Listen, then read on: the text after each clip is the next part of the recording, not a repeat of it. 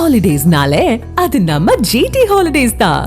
GT Holidays, South India's #1 travel brand.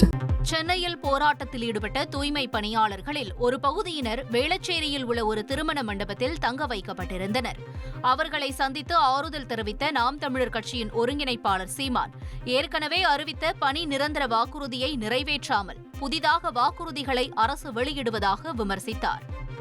இப்போ இவ்வளவு தூரம் இவ்வளவு நாள் போராடும் போது கண்டுக்காம இருந்த இந்த ஆட்சியாளர்கள், இந்த அதிகாரம் இன்னைக்கு காலை உணவு போடுறோம், துப்புரவு பணியாளர்களுக்கு மருத்துவ காப்பீடு கொடுக்குறோம், இறந்து போனால் 10 லட்சம் நிவாரண தொகை கொடுக்குறோம்னு அறிவிக்கிறது.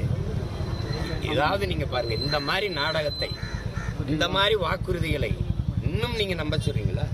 நீங்கள் சொன்ன வாக்குறுதி தான் நாங்கள் வந்தால் பணி நிரந்தரம் செய்வோம்னு, அதை நிறைவேற்ற சொல்லி போராடுறாங்க. இது மேலும் மறுபடியும் இதுதான் இந்த இனிப்பு, பசப்பு, ஏமாற்று வார்த்தைகள்.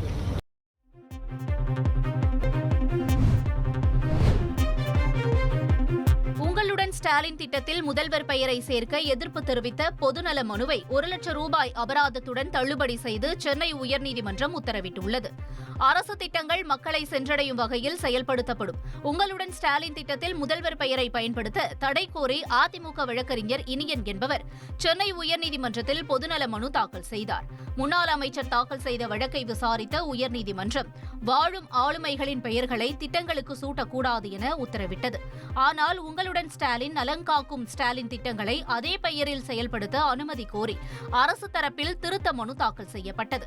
இந்நிலையில் தமிழக அரசின் திருத்த மனு, அதிமுக வழக்கறிஞர் இனியன் தாக்கல் செய்த மனுக்கள் தலைமை நீதிபதி MM ஸ்ரீவஸ்தவா மற்றும் நீதிபதி சுந்தர்மோகன் அமர்வில் விசாரணைக்கு வந்தன.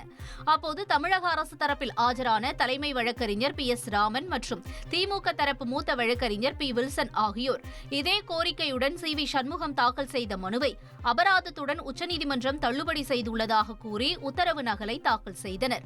உச்சநீதிமன்ற உத்தரவின் அடிப்படையில் CV சண்முகம் 10 லட்சம் ரூபாய் அபராதத்தை செலுத்திவிட்டதாக தலைமை வழக்கறிஞர் தெரிவித்தார். இதனையடுத்து வழக்கறிஞர் இனியனின் மனுவை 1 லட்சம் ரூபாய் அபராதத்துடன் தள்ளுபடி செய்து நீதிபதிகள் உத்தரவிட்டனர். Holidays-nale, அது நம்ம GT Holidays தான்.